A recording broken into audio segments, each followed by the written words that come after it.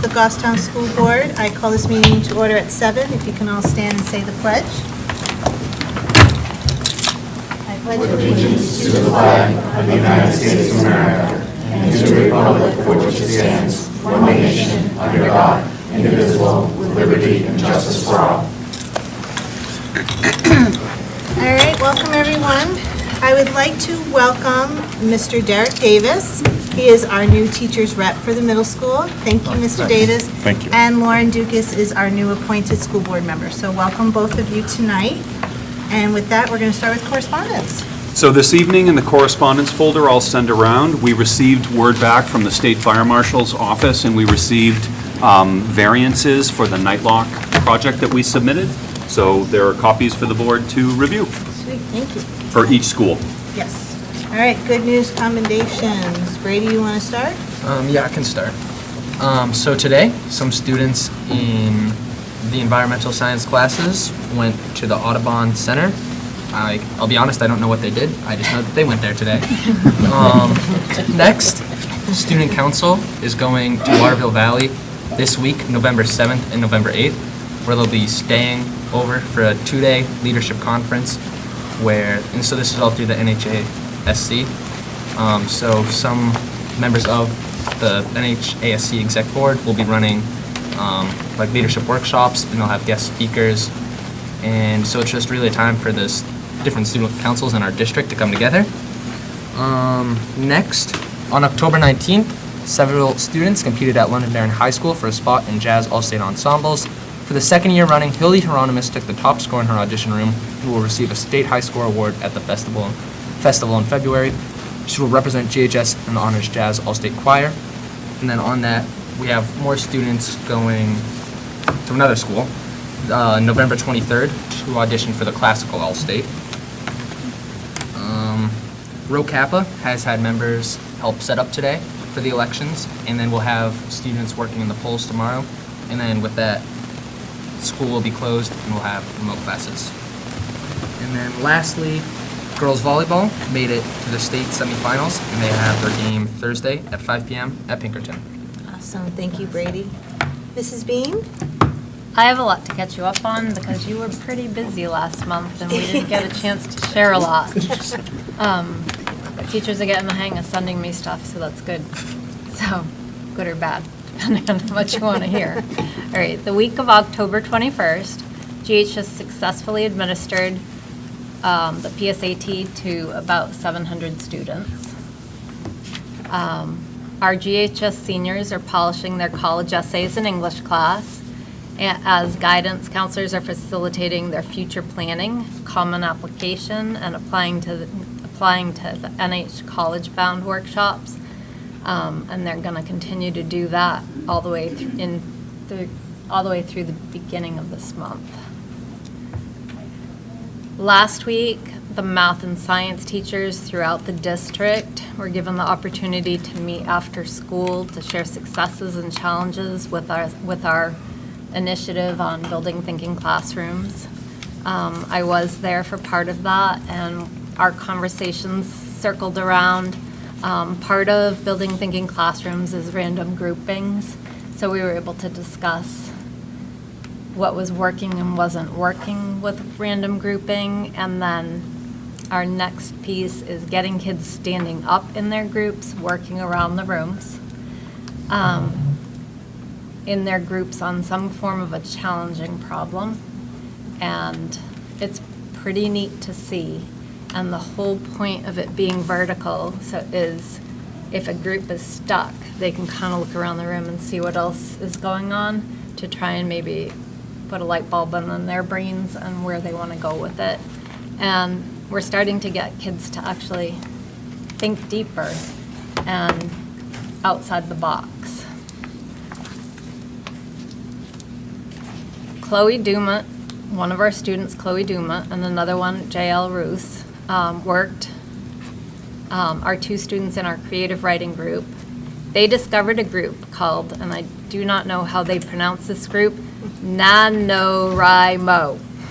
It's a nonprofit organization that provides tools, structure, community, and encouragement to help people in general find their voice and achieve writing goals and build new worlds on and off the page. So our creative writing club has started writing for NaNoWriMo during their meetings on Fridays. And they'll also be writing for a couple afternoons in November. After school, they'll meet from 2:45 to 4 o'clock. And they're going to bring in pizza for some sustenance. 8 members of the Peer Outreach Club went to a youth empowerment leadership workshop at the Doubletree in Manchester 2 weeks ago.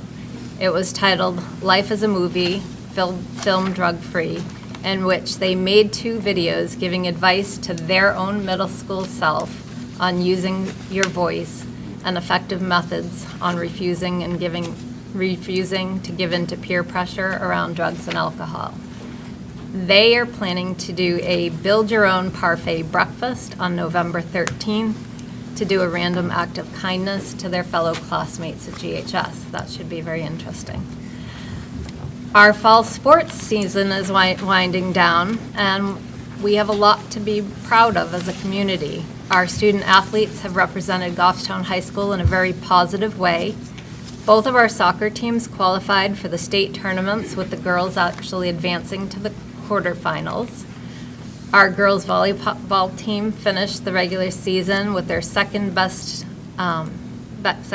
team in the division and advanced to the state semifinals. And again, that's this Thursday night at Pinkerton, 5 p.m. for those of you who would like to attend. GHS Performing Arts is about to open a fall play this week called Radium Girls. It's you can see it Thursday and Friday at 7 p.m. And they want me to push to you, it's free, so come see it. The play will tell a story of the true historical events involving the impact of radium contact on our U.S. factory workers in the 1920s. They'll also be performing during school hours to classes where the subject matter is relevant. On October 16th, our music department had their first formal concert of the year, and all music ensembles played very well. On October 18th, members of the GHS Select Vocal Ensemble performed at Keene State College for feedback by their voice faculty. Feedback was from college professors, and they got excellent feedback, with a particular kudos to featured quartet member Kaylin Emberson, Hildy Hieronymus, thank you, Carter Horn, and Farron Sweet. On October 18th, members of the cast and crew of the upcoming fall play attended workshops provided by the New Hampshire Educational Theater Guild at PSU. The Goffstown students got to meet and work with theater students from all over the state, and our very own Michael Ardita, James Fox, Casey Palmer were the last 3 standing in an event-wide improv competition. A lot of learning was had and a lot of fun for our performers and our tech crew. And then finally, on October 19th, 5 of our GHS orchestra students attended the Fall Orchestra Festival at Keene State College and rehearsed throughout the day with a performance that evening. And that gets you caught up on what's been going on at Wow, that's a Goffstown High lot. School. Thank you, Mrs. Bean. Busy place. All right, Mr. Davis. All right. At MBMS, October 31st, we had Orange Out Day. The students raised $585 for the New Hampshire Food Bank. There was a little bit of an incentive. The administrators put themselves out on the line and were willing to eat the guts out of a pumpkin for whichever grade raised the most, or also that showed up in the most orange. Grade 5 raised the most money, which had Mr. Lacasse had to eat the guts out of a pumpkin. Grade 6 wore the most orange, and that put Miss Milligan up there with the pumpkin in her hand and the spoon as well. On the 29th, they held a Schoology Power School session for parents for 5th through 8th grade. They had 17 families that came to learn how to access student grades, classwork, homework, and kind of how to navigate Schoology. They'd like to reach out a big thank you to Christina Lamson for making that night go as nice as it did, as well as for Colleen Nault, who was the teacher that came to kind of give the teacher perspective to the parents. The November theme for the PBIS at Mountain View is empathy this month. All of our fall sports have wrapped up.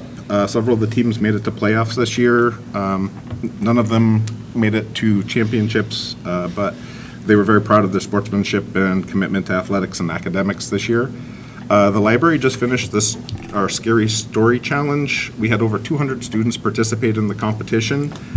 This year, we had 20 students write their own stories, and the rest participated in various other activities that were hosted by the library. Our librarian has also put together some really cool enrichment ideas for the students for tomorrow for the remote day that they can access from home, from coding to makerspace stuff. So they have a lot of really cool activities set up for them. And lastly, not to be too self-serving, but Team 7-1 has started the Maple program this year. We have community members that have already reached out to us.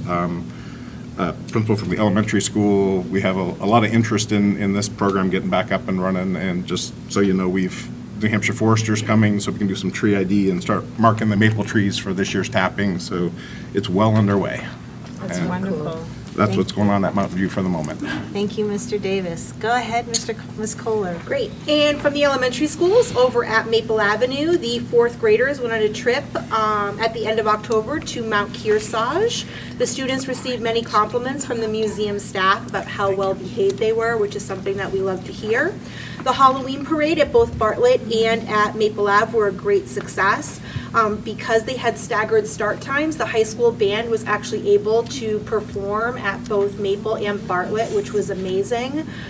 So a special thank you to Mr. DeRocher, Mr. Belding, and Mrs. McCann for bringing the band over to get that done.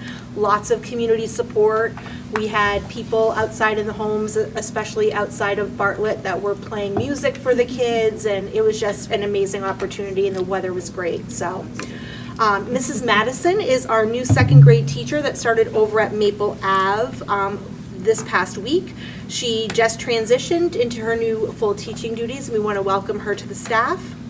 The PFT Color Run was this past Sunday at 10 o'clock, and they were close to hitting their $15,000 fundraising goal, which is pretty remarkable. The fourth graders will have their Veterans Day Assembly on Friday, November 8th at 1:30. It will also be Red, White, and Blue Day over at Maple Avenue. And the Spirit Week and Canned Food Drive will occur during the week of November 18th, and all of the details will be shared with parents in Cubbies. Over at Glen Lake, they celebrated the fall season last week.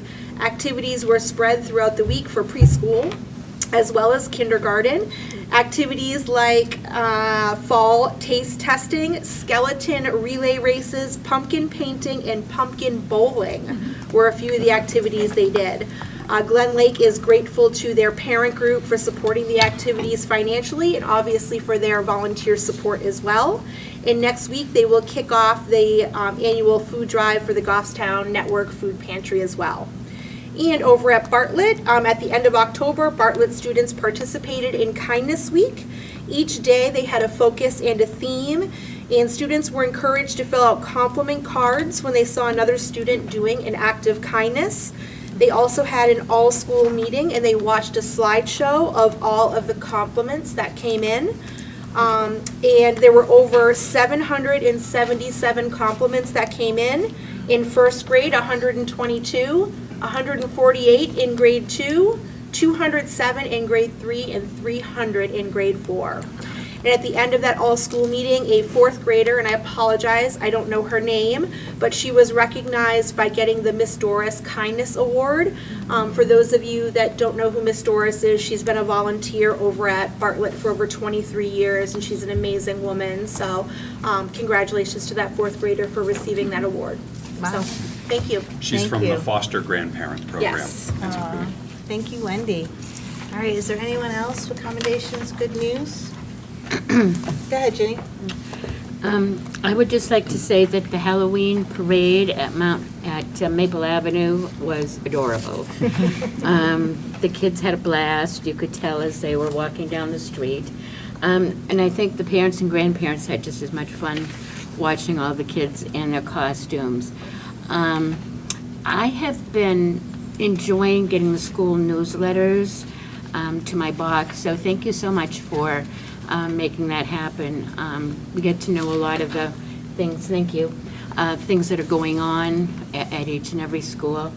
And also, I'd just like to say that the student council, I think they're very shy because they haven't announced that they have a person on the, oh my gosh, I just lost it.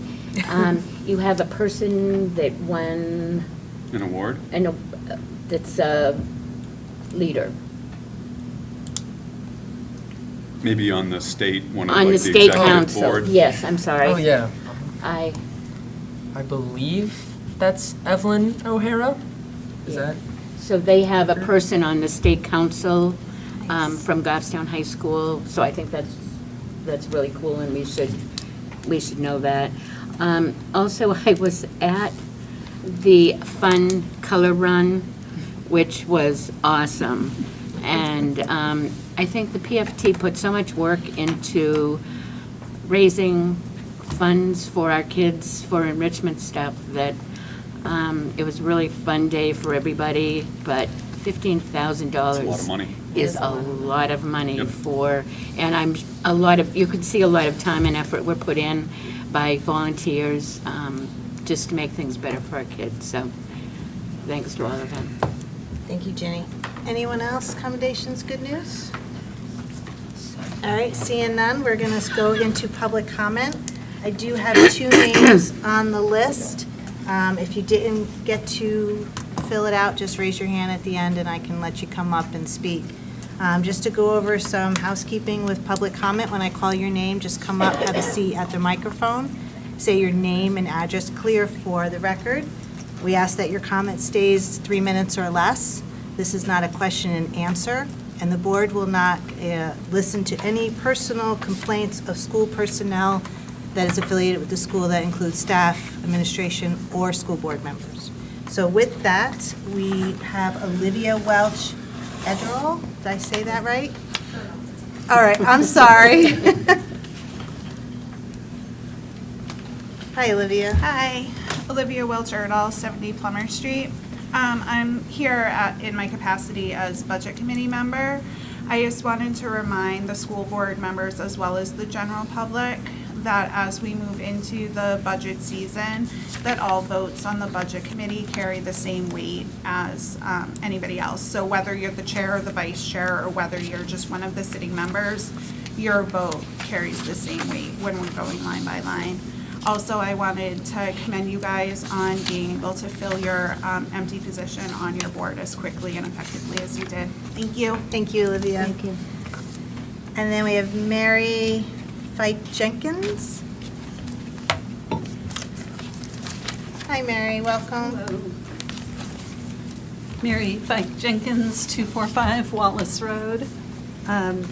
I think that I was the one member of the public in physical attendance at the last meeting, and wanted to, echoing Olivia, commend you on the decision that was made later on after I think the room emptied and GTV was dismissed. And I just thought, as someone trained in parliamentary procedure, that it would be really helpful to the general public to know what's going to happen later when the board any board reconvenes after a non-public session, to say something to the effect of, should any business be, contemplated following non-public, it would be just helpful for the public to know that the board will reconvene. I know that I felt that the meeting had ended and GTV was turned off, and I understand that the minutes serve as a formal record of proceedings, but just wanted to mention that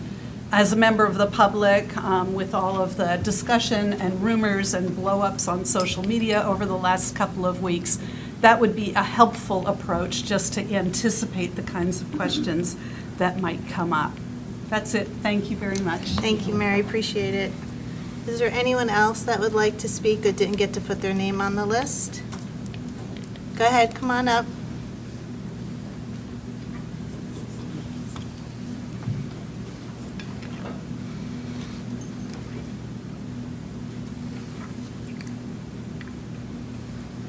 Hello, welcome. Good evening.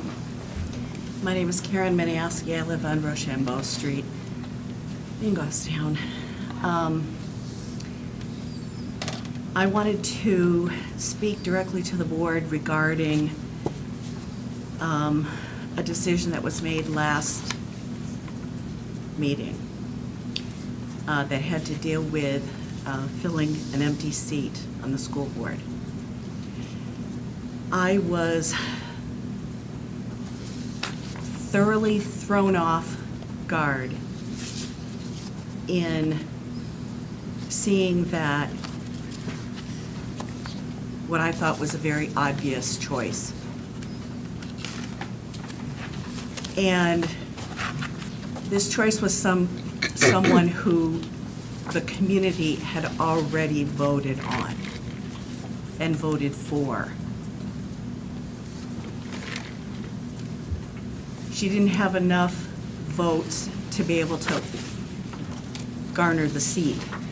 But when there's somebody who leaves, my thinking, at least my rational logic thinking, is that it be filled by the person who had the next set of highest votes in the community.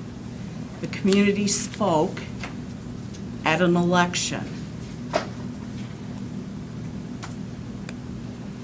And I walk away feeling like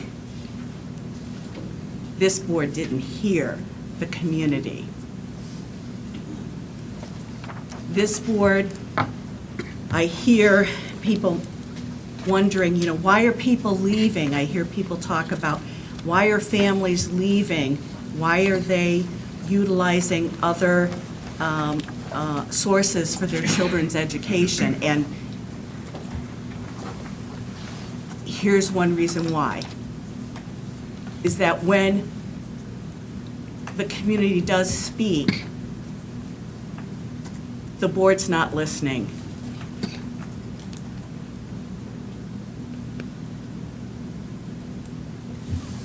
Thank you. Thank you, Karen, appreciate it.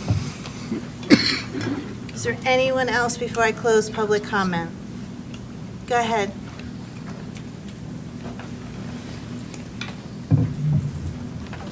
Good evening, Melanie Renfrew Hebert, 23 College Road, Goffstown, Bernardville. Thank you so much for being here today. It feels a little darker in here for all of us, I think. It's a little darker than it usually is. We're adjusting, we're all adjusting. I'd like to come up and actually thank the board today for following the letter of the law here in Goffstown, for allowing appointment for an unfilled seat on the school board. Having a vacant school board position where there's no voice to round out the group of individuals that you have doesn't serve our town. And I'm glad that there's a process, a legal process that's in there, and information that guides the school board on how to make that decision. Personally, as an individual, I think it's a fantastic decision.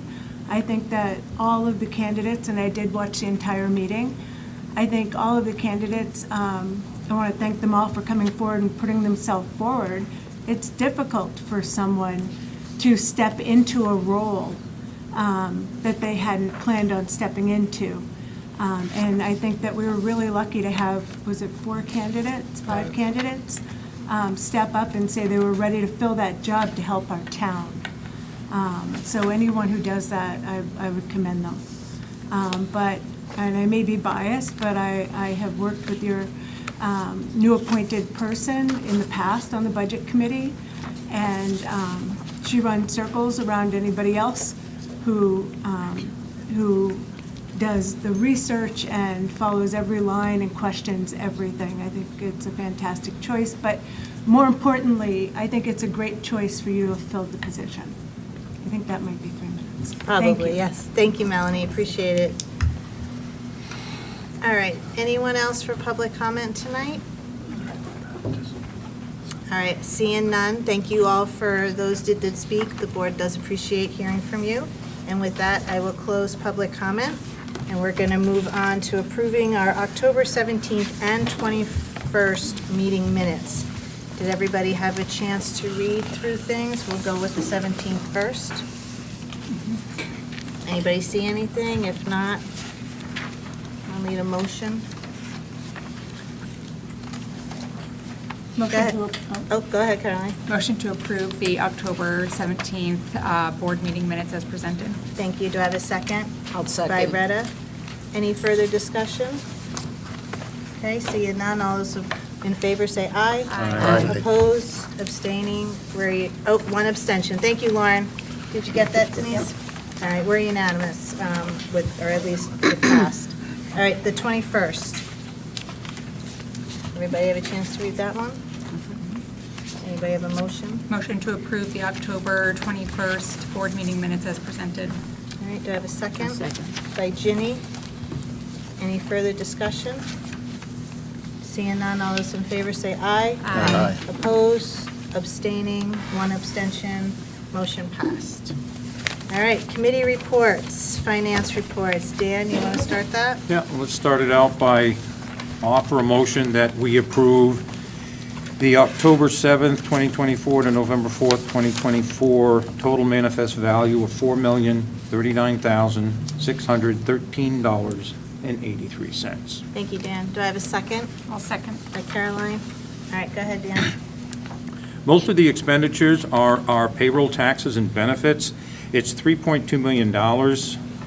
A lot of that happens to be the payment for health and dental premiums of around $738,000 and another $445,000 for retirement. So it looked high, but it's not high when you factor in having to make those. And that includes both our payments and those that are withheld from the employees. So SPED activity, special education, 5,000 above.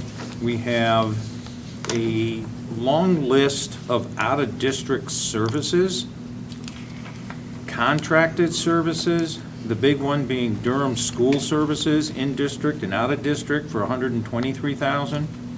And so if you take the 123 off the 288, you come up to about 165,000 of those out-of-district and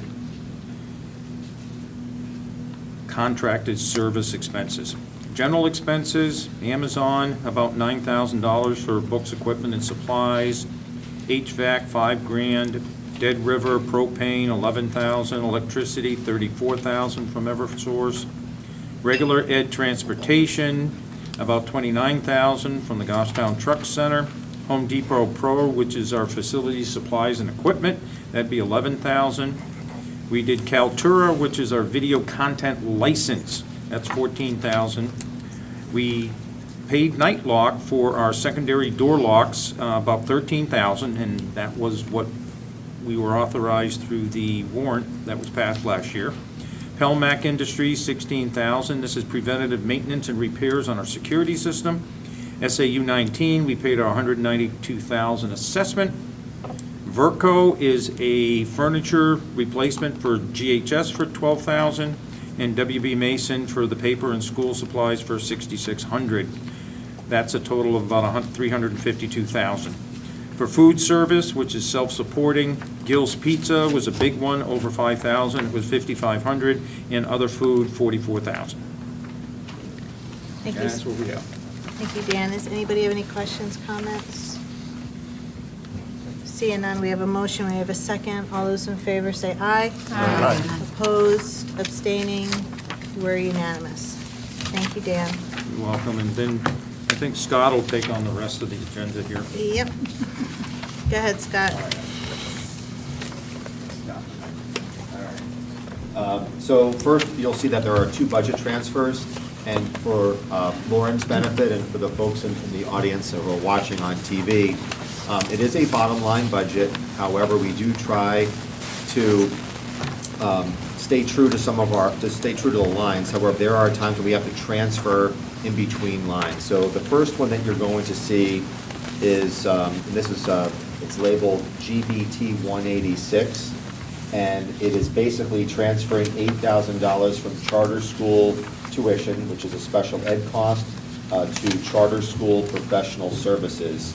Simply put, we have to pay a provider to provide services for a student at a charter school, and we had ample funds in the tuition line, but not enough money in the contracted services line. So that is a GBT 186. Are there any questions on that one? Nope. And Doesn't look like it. I'll do 187 as well, and I would need your approval on both. Right. Budget transfer 187 is pretty simple as well. There was a need for a paraprofessional at Maple Avenue School, and we transferred funds for a paraprofessional at Mountain View to Maple Avenue School, so it was the salary and then the associated benefits. There's one benefit, just so you know, that we cannot transfer, and that's unemployment payments, premiums, because the law, it's weird, it's like the one law that says you can't do it. So with that, you have about a little over, almost $26,000 of budget transfers for that one. I don't know if there's any questions on that. So if there aren't any questions, it would just be a motion to approve budget transfers GBT 186 and GBT 187. Do I have a motion? Yeah, I'd like to make a motion, we approve GBT 186 and 187 as presented. Thank you, Dan. Do I have a second? By Jack. Sorry, Lauren, I'll get you next time. All good. Any further discussion? Seeing none, all those in favor say aye. Aye. Opposed, abstaining, we are unanimous. Thank you, All right, Scott. Go The ahead. next topic is New Hampshire Special Education Aid Update. So the state provides special education aid to assist school districts with special ed costs that might be burdensome to a local community. So the current funding or reimbursement states that the local school district is responsible for 3.5 times the average student cost per pupil. Then there is a middle ground where they pay 80% and the local school district pays 20%. And then once it hits 10 times that amount, they pay the entire amount, or that's what they're supposed to do.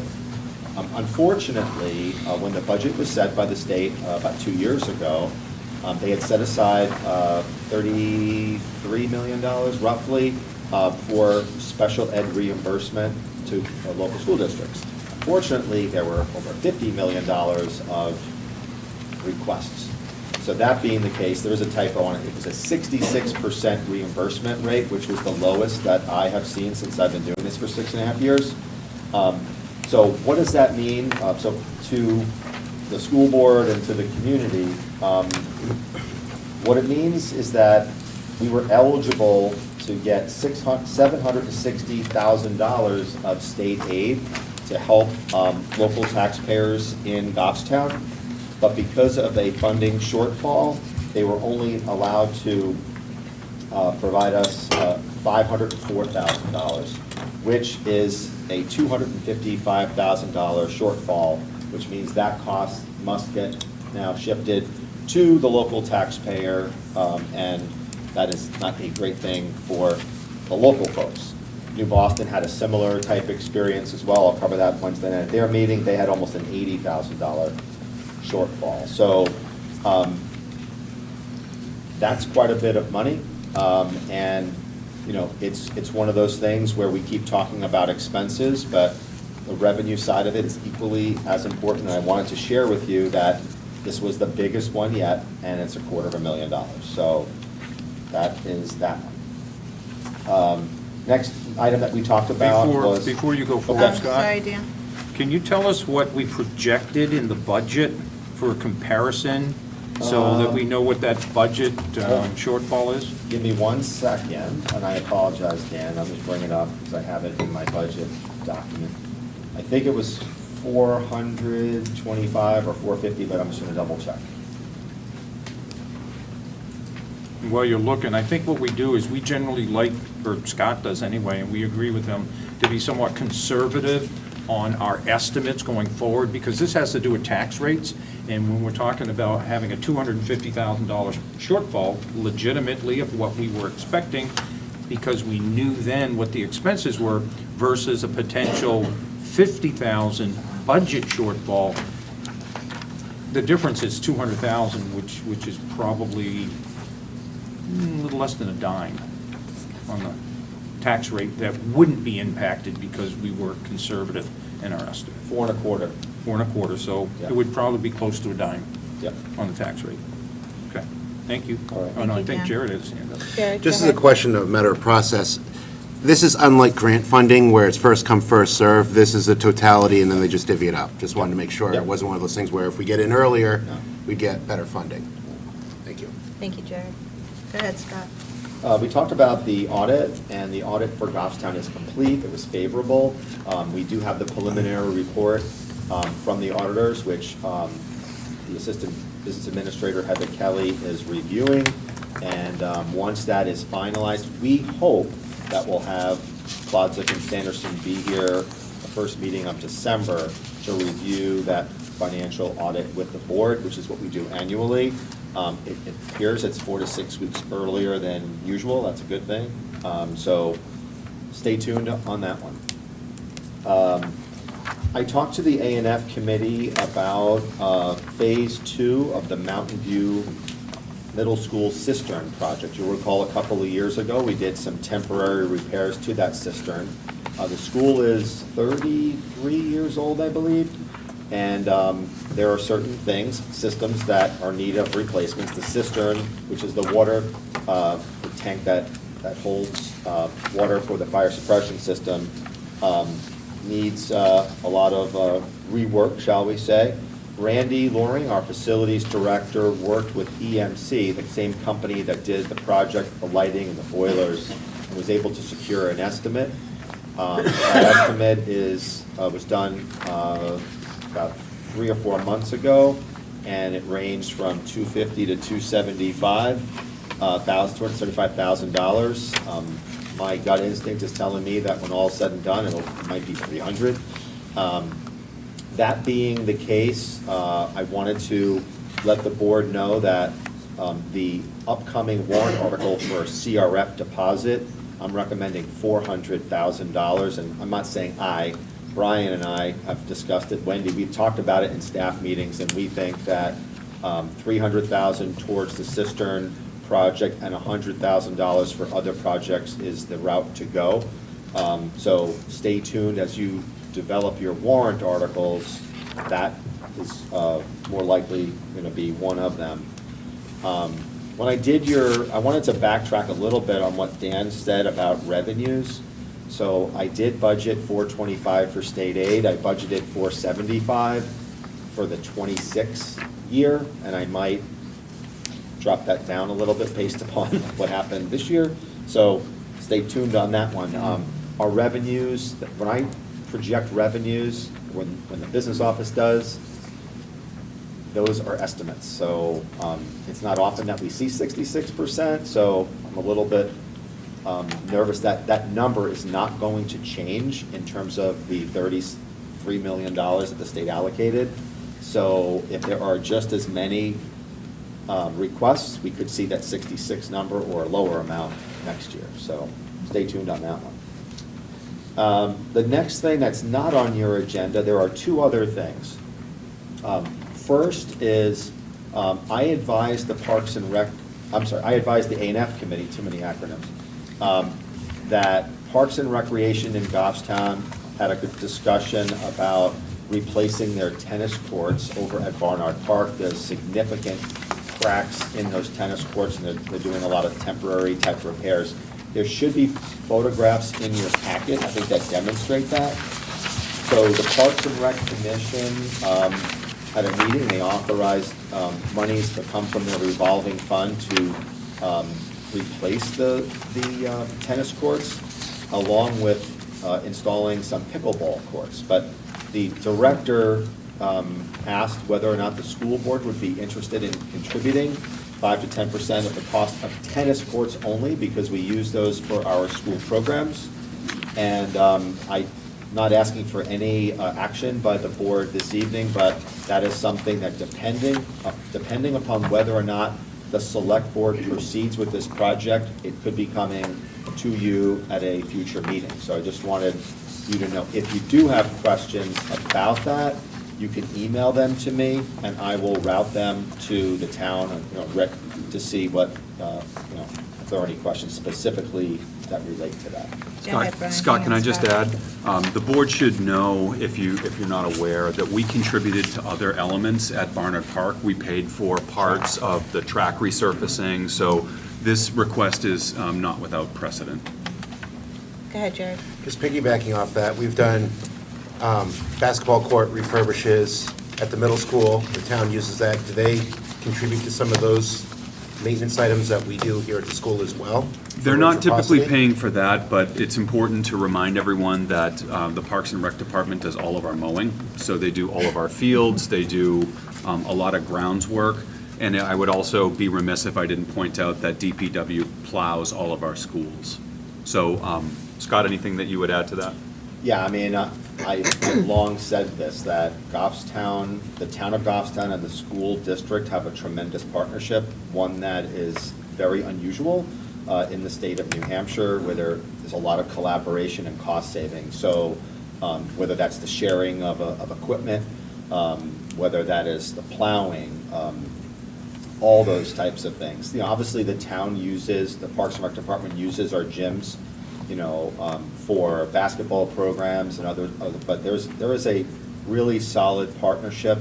A lot of other communities, people then have to go out to bid for plowing, and then garbage pickup is another one. Yeah, So it's garbage like, pickup's when another you one. add all these things together, we do save quite a bit of money as a community because of that strong partnership. So I don't think certainly there's a precedent for doing this, and ultimately it's the board's decision if they go forward. I don't know if they're going to go forward. The Parks and Rec Commission has initiated that they want to go forward, but the select board has that ultimate decision. And Scott, the cost of that project? The cost of the project is $275,000 to $300,000 for the tennis courts. So again, a 10% contribution would be upwards of $30,000, or 5% is $15,000. So that's what they're requesting, somewhere in that neighborhood. Thank you. And then Hang on, last. Scott. Oh, I'm sorry. Go ahead, Ginny. And as far as the playground goes, we do have like a written agreement with the town about the work that we do with the track. Am I right? Yep. So that's something that's like. Yeah, we've had a great partnership with the town with respect to the track, which is almost getting to the point that that's going to need to be redone. Wasn't there conversation about a need to at least be thinking and planning Yes. about the resurfacing of the track, Scott? They've talked about it. So I'm not sure when they're thinking, but that's going to be coming up again soon. Thanks, Ginny. Go ahead, And then the Scott. last thing that we talked about, and it should be in your packet as well, is this is pay rate changes for game personnel and game management for Goffstown High School athletics. For those of you on the school board who might not know, and for those of you in the audience who are watching on TV, managing athletic events is challenging.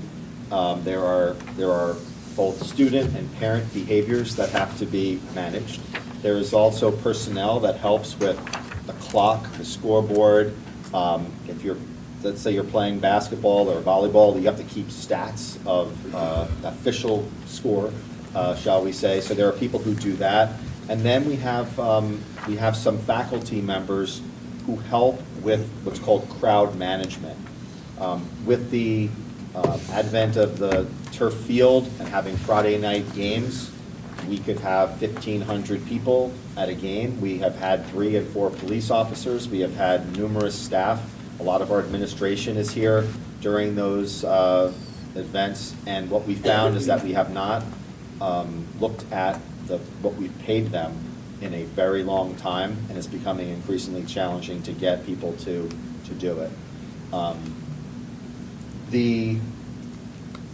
we have about 4 or 5 football games a year, and that's the largest crowds. But if you have like playoff games, things like that, you could have very, very large, audiences. And there are issues. So I've been to some of these, and there are issues. We had, and one that was not an issue, it was the first, I think, Jared, you were here for that one, it was the first night, I mean, a lightning storm. So you had to evacuate, almost 2,000 people from the field.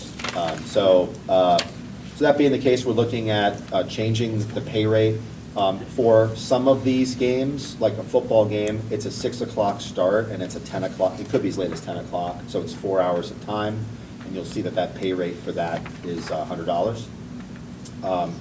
If they are a staff member, we do have to pay FICA, we do have to pay retirement if they're a staff member. But I will also tell you that we are looking at balancing that out with the number of uniformed police officers that we need. So we might be able to get away with 3 police officers versus 4 and have more staff, with managing the crowds.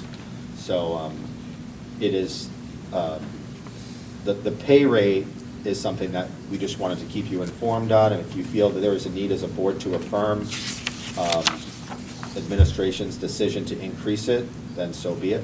I don't think we're adverse to that, but we certainly wanted to let you know, and if you had any questions. I just had a question at A&F, and maybe, Brian, you can help me. Because I'm a process guy and I'm looking for it. Where is the authority of the administration to adjust what I'm considering salaries where it's not an effective needing a board vote? So the first piece that we always look at is there anything in the contract? So there is nothing in the contract with the Goffstown Education Association that pertains to these particular positions, the game management, the running of the clocks, et cetera. So there's nothing in the contract. So it's a general course of action. The question is, do I have the authority to increase the pay, or is it an action of the board? Scott and I talked about it. I'm fine either way. I think it's always safer for administration to have an official vote of the board. I think that's always preferable. And the only time that I would maybe do something is if there was urgency. There's no urgency for this. This is not a new problem. This isn't something that we had to make a quick decision on. So I have no objection to the board voting on the increase. I think it's good practice. Second question, before anybody wants to make that motion. Okay. It says the recommendation would be effective January 1st of 2025, but the performance expectations not until July 30th, 2025. What's the expected, is this to see how things are going for 7 months, or is there something? No, it was to simply give, we have a new athletic director, and we don't, although we have levels of expectations for what these folks do, we have not revisited since we opened up that. And there is a greater need to define what the game manager will do.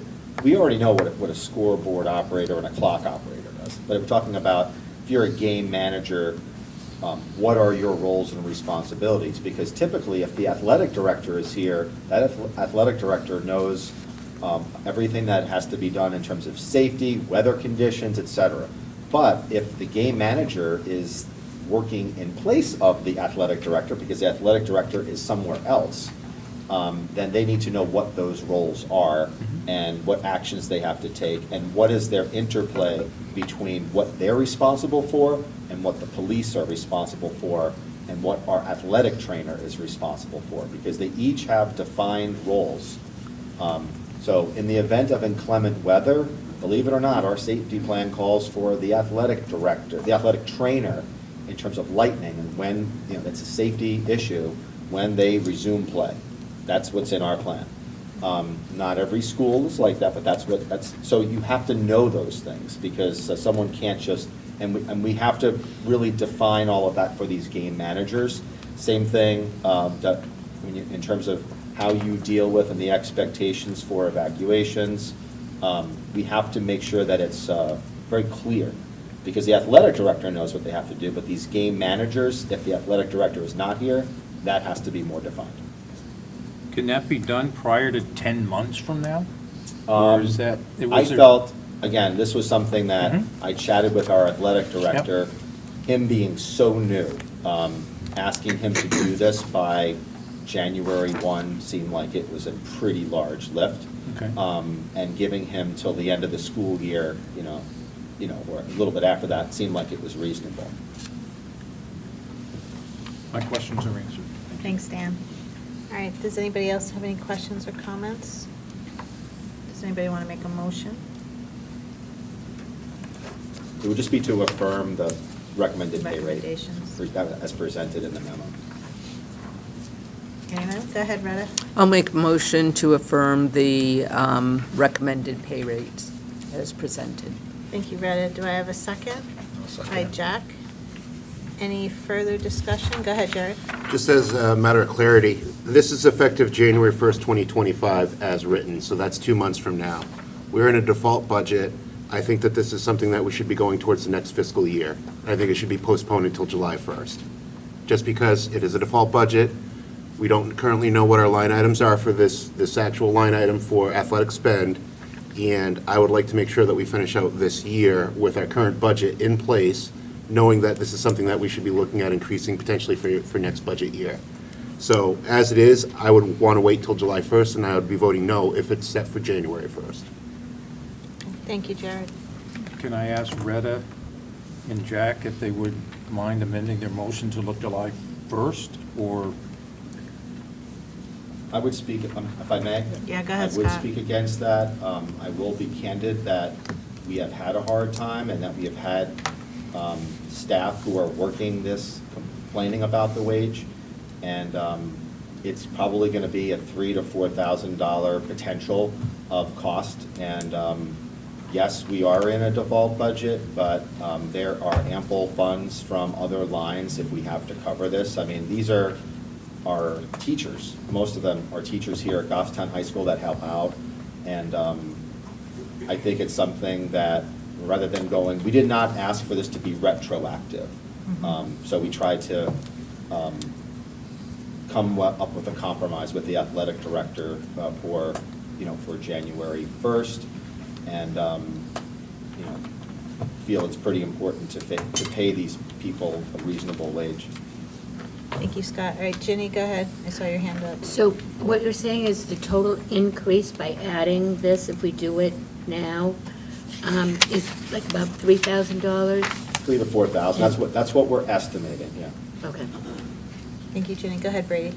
I think from a student perspective, if we wait to actually encourage teachers and faculty to attend these games and work the game manager position or whatever it's called, I think that's just a poor choice, because as someone who attends the games and has sat through it, there's been a few games, specifically the football games, where there's just been such a large attendance, and the behavior of the people attending has made me feel unsafe, and the people, almost everybody I talk to about it, also feel unsafe. So I think we really need, even if it's $3,000, $4,000, I think we need to dedicate that to encourage staff to actually go and work those games.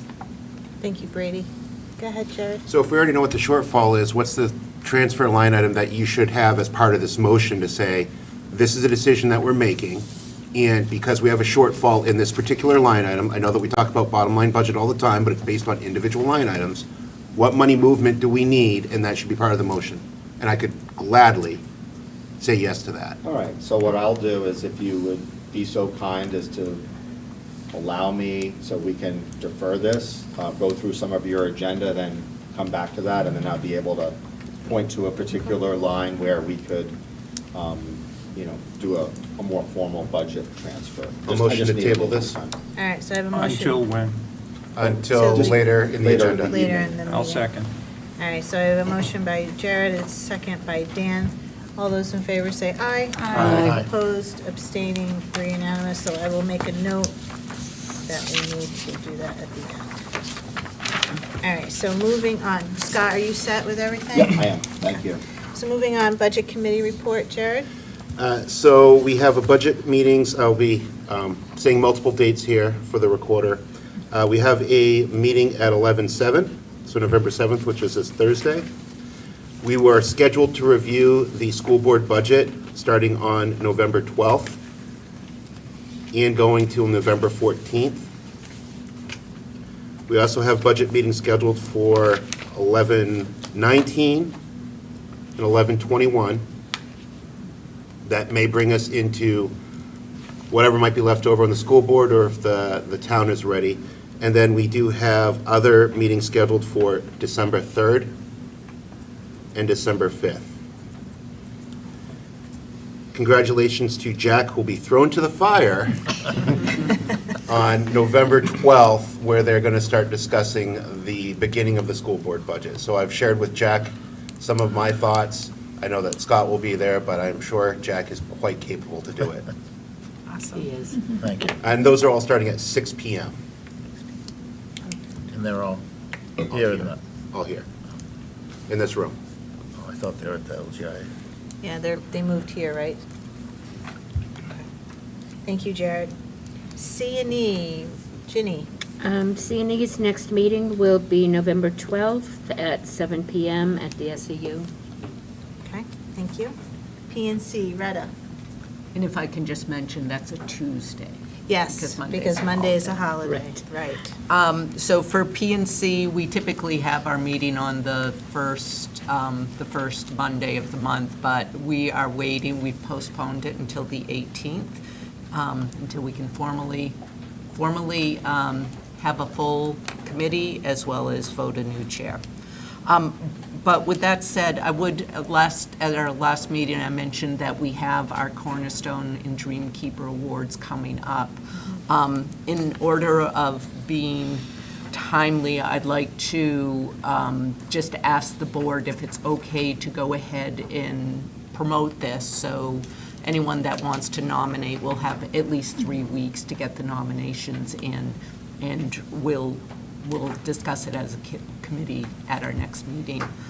So the one thing that we're looking at is having the deadline as Monday, December 2nd, which is the meeting that PNC would review the nomination. So the deadline would be noon on December 20th, and if everybody's in agreement, Denise can make those updates.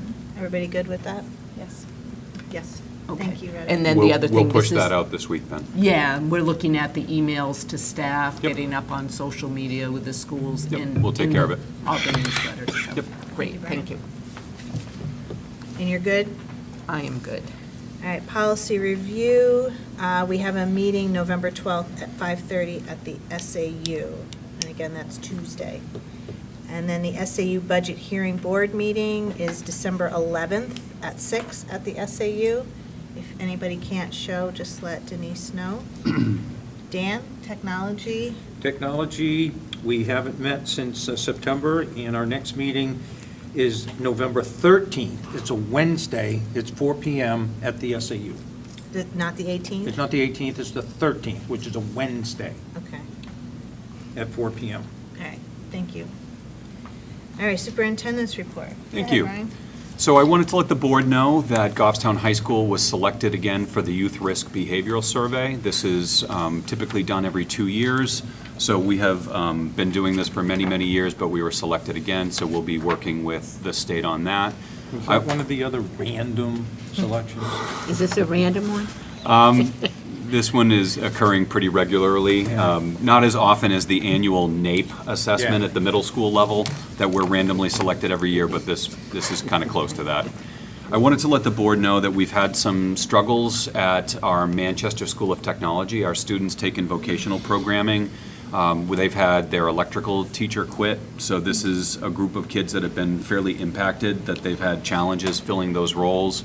So the board may recall that last year we had issues with HVAC, and we partnered with the Bedford School District, and we hired one of the professors from the community college system, and were able to provide that program to kids. So I've asked GHS administration to look at options. I've already contacted Bedford and Londonderry if there was any need to do a cost sharing, but I want these kids to have the program that they signed up for. So we're working on that, but I wanted the board to be aware. I've had a couple of parents reach out to me that they're frustrated, and I understand that, but it's hard to find teachers right now, and so the challenges associated with finding career and technical education programming is really challenging. Go ahead, Dan. So we had some challenges with the Manchester School of Technology last year in that regard. And then we went ahead and had our attorney assist in a new contract. Do we have wording in that new contract? I don't remember. We put wording in that had notification language, that we would be immediately notified if they had difficulties filling vacancies and things like that. So the Manchester School District has done a good job meeting their contract, and I think they're working really hard to fill this position, but I think it's a very challenging position for them to find.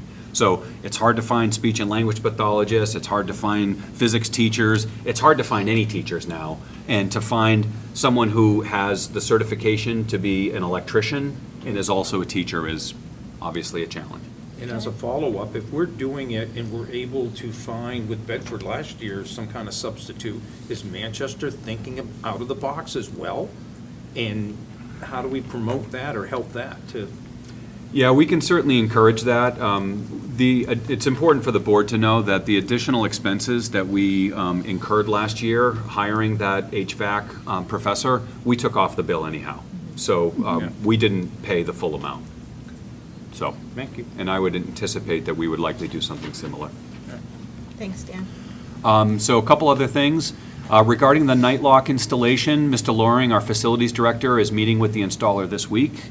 And I just want to remind the board that this is free labor. So we have a local contractor who is doing the installation. So Randy's working on a schedule with them to be able to do that, which should be starting anytime now. The town has passed a new parking ordinance for the election tomorrow. So anyone who's going to be parking here, any teachers, any staff, we have to give them parking passes. So we've worked with the town to make sure that they're good. I know that we're expecting a big turnout tomorrow, so I think they're doing everything they can to be as organized as they can be. I wanted to let the board know that we received notification that there's a new class action lawsuit against Google. And this one is called Rodriguez versus Google, and it's case number 20-CV-4688-RS. This is a case out of California, I believe. And essentially what the plaintiffs are arguing is that Google allowed data to be tracked even if people had signed up that they had certain things turned off. So the allegation is that Google was collecting and sharing information even though people's user settings had certain privacy controls turned off. The reason I'm sharing this with the board is we're going to have to notify parents of this because we receive notification because we use Google products. We use some of the Google suite.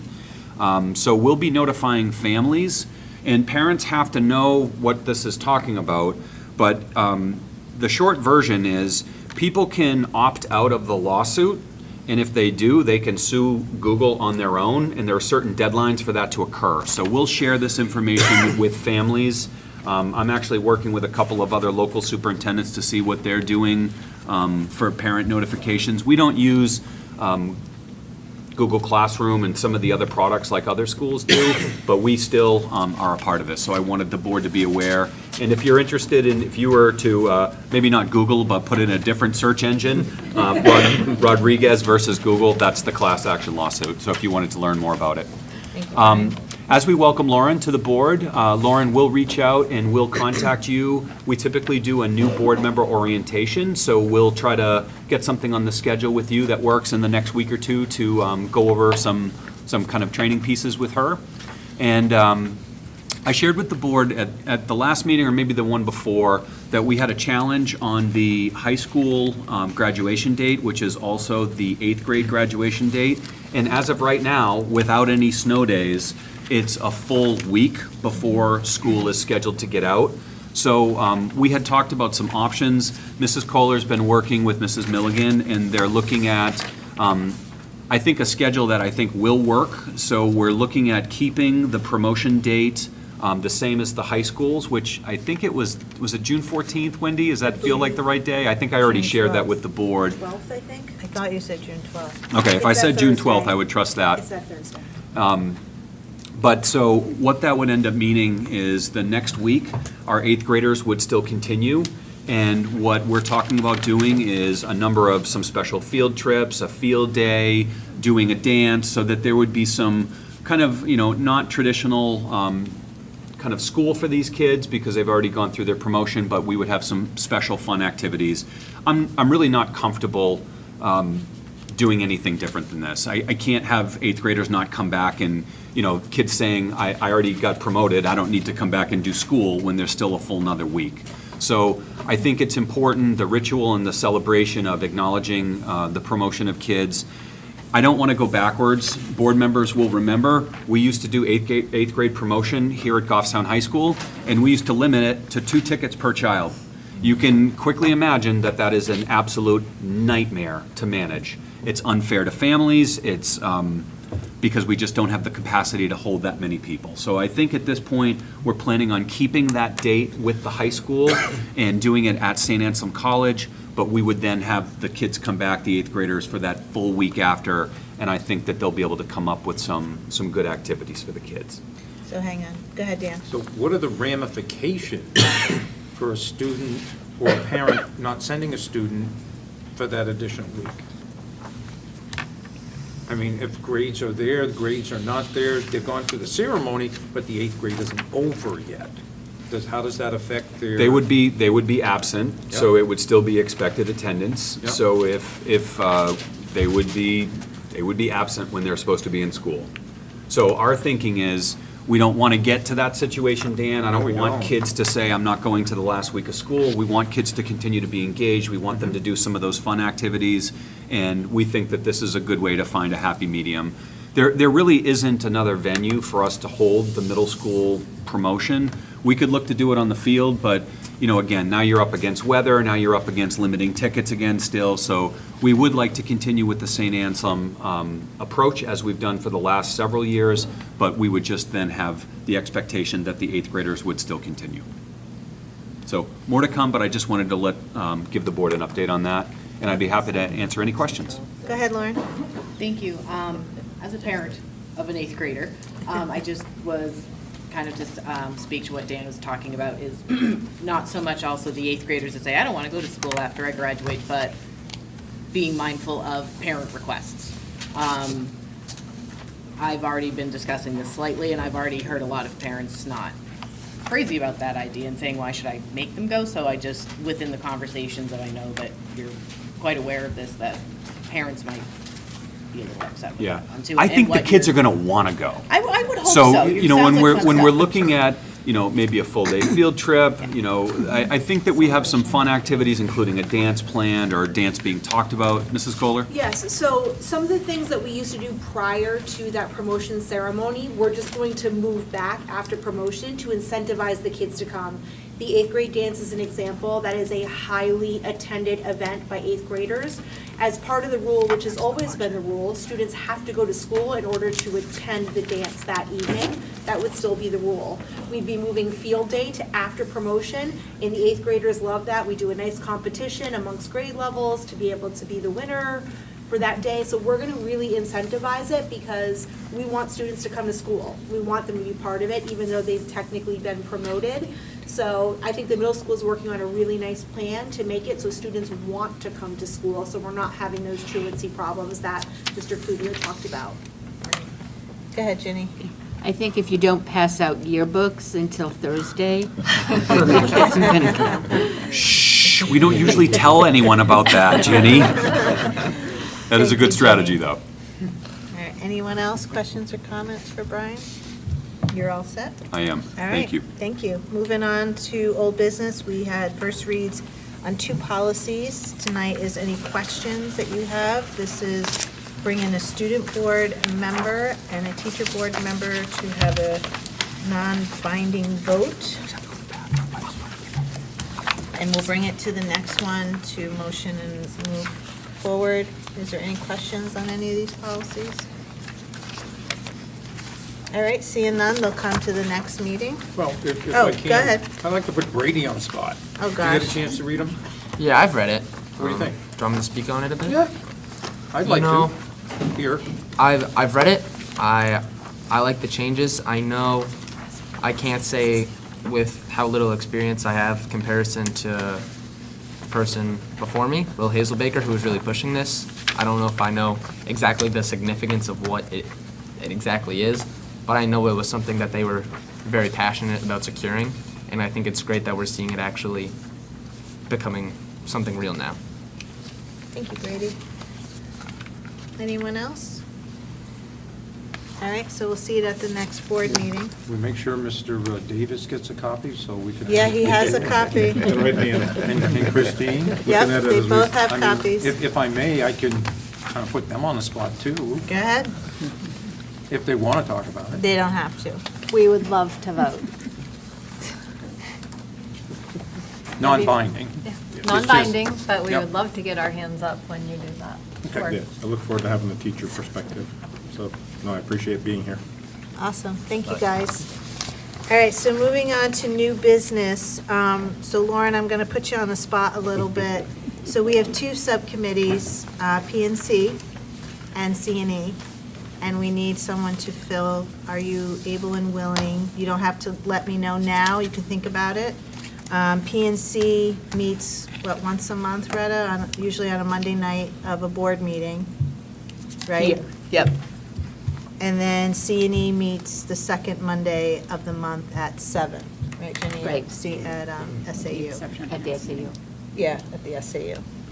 So you can think about it, let me know, but we just need someone to fill those two subcommittees, and if you're able and willing. I am able, willing, and available. I would just say to any board member that wanted, I would not want to go in if someone wanted to say, well, I would like to be part of the Cornerstone and the Dreamkeeper nominations. I would not wish to put my name in first before anyone else. So if anyone else is like, I would actually really like to be on that Yeah, subcommittee, well, I would ask. but the I'm last happy to board fill member, those that ones. was her committee, so we need someone to fill in. Everyone else is on quite a bit. Yeah, so, quite a, I assume. Everyone else is good with that for now? Thank you, Lauren. So, Retta, you got Lauren. Ginny, you got Lauren? And Denise will send you out all the information prior to those meetings. Excellent, thank you. And All right. Heather, Yes. procedurally, I think we have to We have approve to it as a vote? board. Okay, yes, you're right. All right, so we'll need a motion to approve Lauren on P&C and C&E. Motion to approve Lauren Dukas to C&E and P&C. Thank you, Caroline. Do I have a second by Ginny? Any further discussion? Seeing none, all those in favor say aye. Aye. Opposed, abstaining, we're unanimous. Thank you. Thank you. All right, staffing. Heather, before we move on, Oh, under yes. new business, I'd like Yeah. to make a motion to take off the table the pay rates for game management and game personnel, now that it looks like Scott's communicated that information over. Second? Okay. All right. All those in favor say aye. Aye. Opposed? Nay. Wasn't part of the motion to make the transfers. What do you- I think we're just Taking talking it off about. the table. Yeah, yeah. Taking off the Thank you, Rheta. Taking it off Thank the you, Rheta. table. Thank you. We're Jumping doing ahead. what you want. Jumping Thank you. ahead. All right. Now you know what to do, Rheta.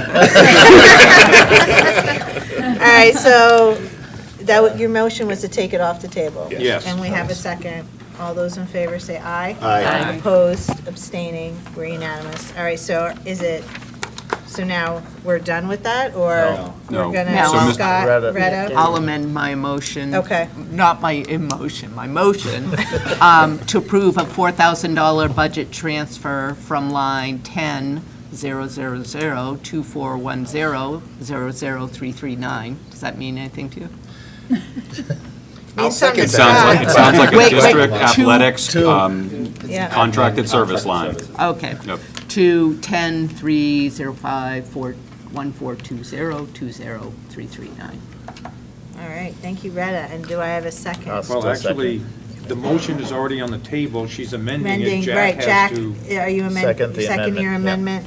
And I think Denise is gonna want that piece of paper. I will. To make I sure already she gave it gets to her. all Okay. it. You already have it? Yeah. Okay, Can Scott tell us the English Yes. language version of the number, please? go ahead. It's, administration contracted services to athletic, GHS. So it's district administration contracted services to now GHS athletics contracted services. Okay. All right, so is everybody good with this? We have a motion, we have a second that we amend it. Any further discussion?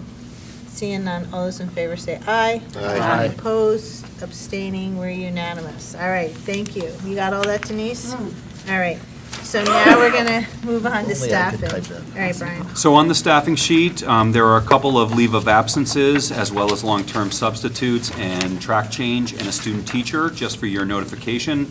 I always want to point out the student teachers. We continue to see less and less student teachers, so whenever we see people that are doing internships and practicums, I'm always very pleased as a believer in public education. That always makes me very happy to see. For your approval this evening, we have 1, 2, 3, 4, 5, looks like 7 co-curricular non-sports nominations for Goffstown High School Performing Arts Volunteer, as well as the list of Maple Ave co-curriculars. All right, so I'll need a motion to accept the co-curricular non-sports. I'll make the motion. Retta? And do I have a second? I'll second. By Caroline. Any further discussion?